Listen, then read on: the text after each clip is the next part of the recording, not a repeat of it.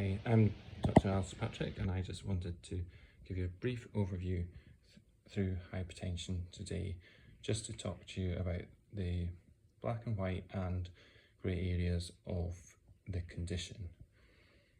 Just to mention that this is just a brief overview, general guidance, doesn't go into specifics, and especially in complicated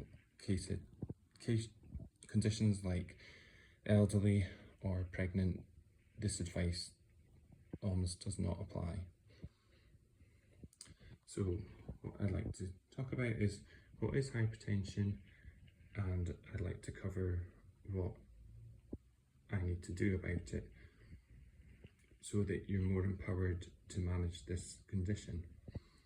So hypertension is an elevation of blood pressure which over a sustained period of time can give end organ damage such as strokes or heart disease. The average of a blood pressure is more important than a one-off reading, so it's better to take a picture over time of different readings. This can be done with appointments with a nurse, at your pharmacy, at home with a monitor, or with a doctor or a physician's associate. Hypertension is made up of two numbers. You'll find a top number and a bottom number.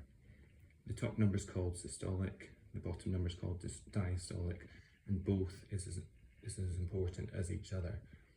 So you can have a high blood pressure when the top or bottom number is continually high. If we take this into a bit more detail and look at this table here, you can see the different classifications and some suggestions for blood pressure readings and gradings. So thinking about the top number, the systolic blood pressure, you can see normal readings would be 110, 120. The higher range starts at 130, and anything above 180 from the top number is more severely elevated.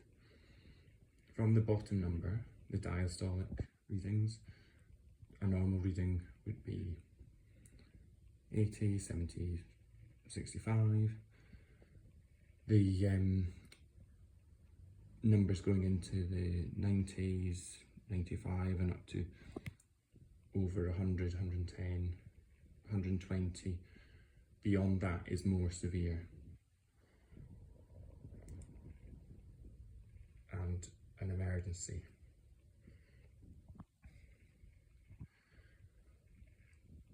With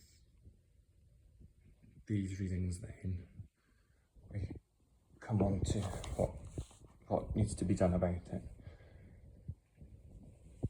So it's follow-up, and again, as I mentioned before, this can be done in various settings: home, in the surgery, at the pharmacy.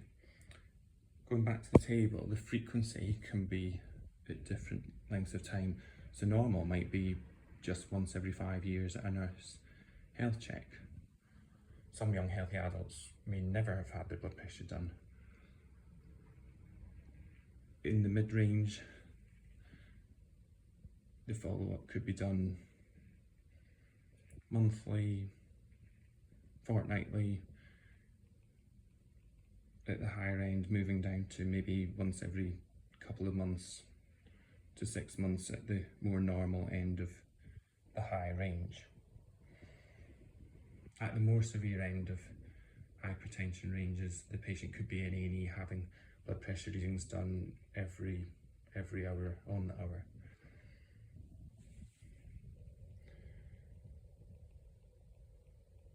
Lifestyle advice then applies. So there's the basic advice of keeping healthy: don't smoke, reduce salt, eat healthy, pay attention to your BMI and exercise. If that doesn't work to control the blood pressure, we can then move on to drug treatment. There's some examples of medication shown: beta blockers such as bisoprolol and atenolol, which are useful for patients with cardiac conditions; ACE inhibitors such as ramipril, lisinopril. they're very useful for diabetic younger patients, maybe with kidney disease, calcium channel antagonists, including amlodipine and felodipine, and then the diuretics benflumonazide and indapamide, which are also used for the elderly more commonly, and there are others.